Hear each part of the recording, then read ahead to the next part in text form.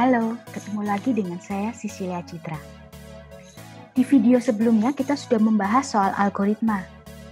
Di video kali ini kita akan membahas salah satu cara menuliskan algoritma, yaitu flowchart.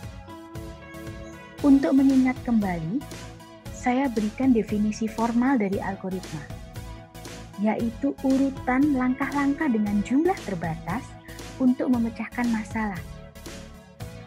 Di sini ada 3 hal yang perlu Anda perhatikan. Satu adalah memecahkan masalah. Yang kedua, langkah dengan jumlah terbatas. Maksudnya dengan jumlah terbatas di sini adalah suatu saat langkah-langkah itu harus berhenti. Tidak peduli ada cuma 1 langkah, 2 langkah, 1000 langkah, 10.000 langkah, jutaan langkah, tapi langkah itu harus berhenti. Itu artinya finite. Dan yang ketiga adalah sequence. Langkah-langkah itu harus terurut dengan benar. Salah satu cara untuk menuliskan algoritma adalah dengan flowchart, atau dalam bahasa Indonesianya disebut dengan diagram alir.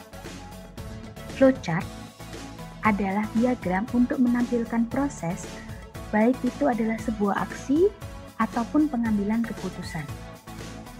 Mari kita lihat beberapa contoh flowchart yang ada.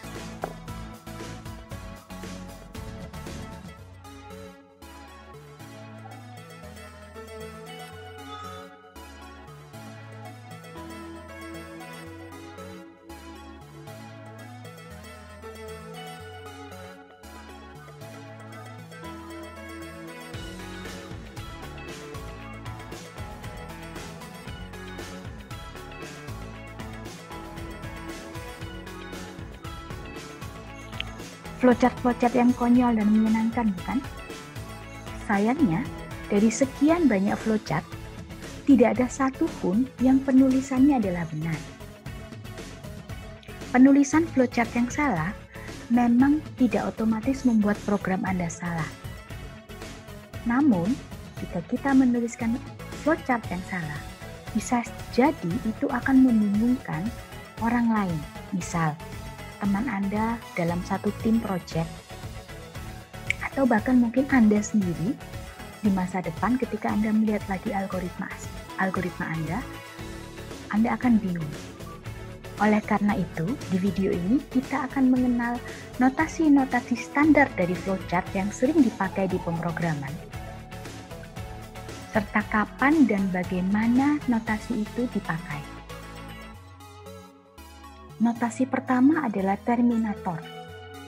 Bentuk notasi ini seperti kapsul, digunakan untuk memulai dan mengakhiri sebuah flowchart. Setiap flowchart harus memiliki satu terminator start dan bisa satu atau lebih terminator end. Dua gambar ini adalah contoh di mana di gambar pertama flowchart hanya memiliki satu terminator end, sementara di gambar kedua flowchart memiliki 2 terminator end. Notasi kedua adalah arrow atau anak panah. Arrow digunakan untuk menghubungkan satu notasi dengan notasi yang lain. Umumnya, sebuah notasi akan memiliki satu arrow in, yaitu arrow yang mengarah ke dirinya, dan satu arrow out, yaitu arrow yang mengarah keluar dari dirinya. Notasi berikutnya adalah preparation berbentuk segi 6. Notasi ini digunakan untuk persiapan. Umumnya persiapan yang dilakukan adalah melakukan inisialisasi variabel. Pada contoh algoritma ini dapat dilihat preparation yang dilakukan adalah mereset timer dan melakukan warming up. Notasi proses berbentuk segi 4. Digunakan untuk menampilkan proses atau langkah-langkah dari sebuah algoritma. Algoritma sederhana umumnya hanya memiliki proses. Sebuah proses dapat menerima sejumlah arrow in, namun hanya bisa mempunyai satu arrow out. Seperti pada contoh gambar, proses say hi bisa memiliki dua arrow in, yaitu dari decision do you see me, serta dari proses call me on phone. Namun, hanya dapat memiliki satu arrow out.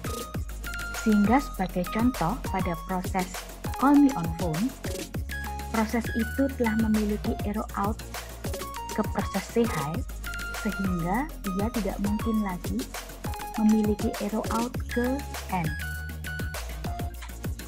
Notasi input-output atau disebut juga data berbentuk jajaran genjang. Umumnya digunakan ketika algoritma membutuhkan input atau mengeluarkan output. Input atau output akan kita bahas lagi minggu depan. Algoritma decision berbentuk belah ketupat atau diamond digunakan saat algoritma membutuhkan memecah jalur menjadi dua karena kondisi tertentu. Decision hanya bisa membagi jalur menjadi dua, yaitu true atau false. Sehingga kondisi atau pertanyaan yang disajikan hanya berupa pertanyaan yang mempunyai jawaban yes or no, true or false. Notasi loop limit digunakan untuk menandai awal dan akhir sebuah rangkaian perulangan. Notasi dibalik secara vertikal sebagai tanda perulangan berakhir.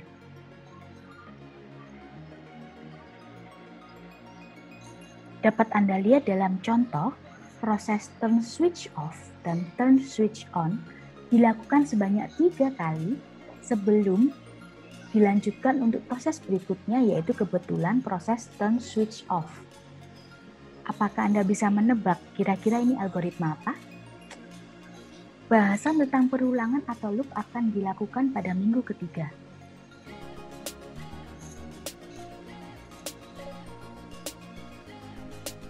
Notasi terakhir adalah predefined process.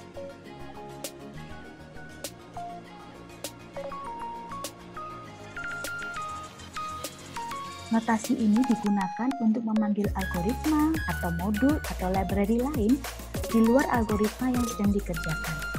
Seperti contoh algoritma membuat keripik pisang ini, dua proses yaitu membeli bahan serta mengeringkan keripik adalah dua buah fungsi yang algoritmanya dibuat di luar algoritma membuat keripik pisang.